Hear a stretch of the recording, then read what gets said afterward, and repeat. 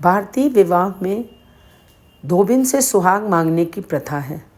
इसका प्रमुख कारण बहुत कम लोग जानते हैं। यह एक पौराणिक कथा है जो शिव पार्वती से जुड़ी हुई है। आज मैं वो आपको सुनाती हूँ।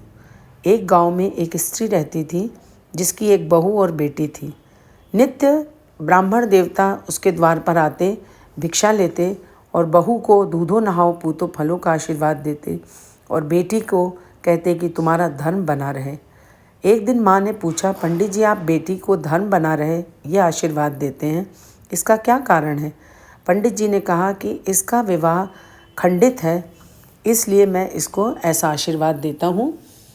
तो उन्होंने कहा कि इसका क्या उपाय है? उन्होंने कहा पंडित जी ने कि आपके गांव में एक सोना धोबिन रहती है जो पतिव्रता नारी है। अगर आपकी बेटी उसकी सेवा करके और उससे सुहाग प्राप्त करे तो इसका सुहाग अखंड होगा। माँ ने बेटी को कहा कि जाओ तुम सोना धोबी के घर में जाकर उनकी सेवा करो। बेटी नित्य प्रातःकाल उठ कर जाती, जहाँ पर उसके गधे बांधे जाते, जहाँ पर भी गंदगी रहती वह उसको साफ़ करती और साफ़ सुथरा करके नित्य अपने घर चली आती थी।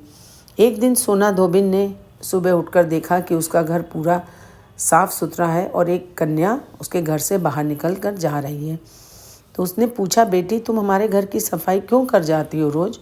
तो उसने कहा कि मेरी माँ ने कहा है कि आपकी सेवा करने से आप प्रसन्न होंगी और आप मुझे अखंड सौभाग्यवती होने का आशीर्वाद देंगी।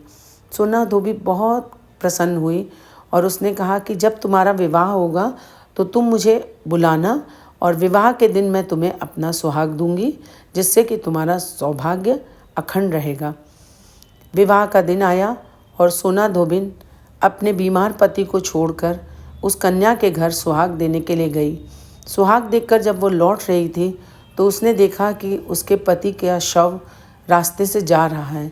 वह बिल्कुल भी विचलित नहीं हुई और उसने जो प्रसाद में पूर्वे मिले थे उसके 108 टुकड़े किए और पास में पीपल के पेड़ की 108 फेरी लगाई। उस दिन सोमवार का दिन था और उसके बाद अपनी तर्जनी उंगली को काटकर उसमें से रक्त की बूंदें अपने पति के शव पर डाल दिया। उसके रक्त की बूंदें पड़ते ही शिव पार्वती उन पर प्रसन्न हुए और उन्होंने उसके पति को जिंदा कर दिया। इस प्रकार से सोना धोबिन ने उस कन्या के अखंड सौभाग्य को बनाए रखा और अपने सुहाग को भी जीवित रखा।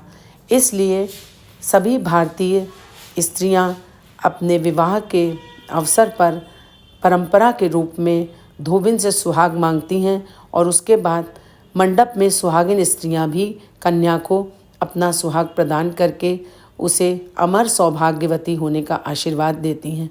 यही प्रमुख कथा थी। सोना धोबिन की जय। अखंड सौभाग्यवती रहें हमारे भारत की नारियां, कन्याएं हमेशा प्रसन्न रहें।